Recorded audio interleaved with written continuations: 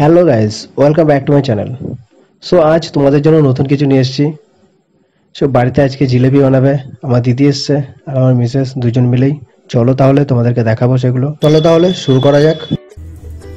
তো চলো, প্রথমে দিয়ে দিয়েছি 1 কাপ চিনি, তারপরে দিয়ে দেবো 1 কাপ জল। তো এবার নুনের প্যাকেটের কোনাটা সামান্য একটু কেটে নেব আমরা। ভাজার সময় গ্যাসের আঁচটা একটু বাড়িয়ে নেব।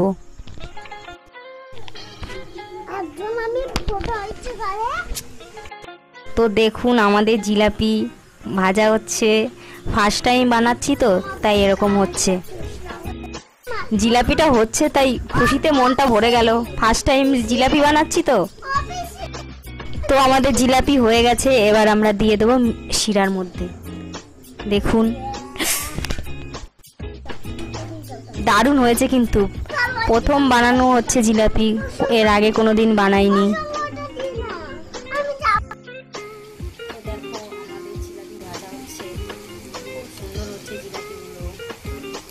নিজে বানিয়েছি বলে বলছি না, কোনোদিন বানাইনি সে আন্দাজে, সত্যি খুব সুন্দর হয়েছে।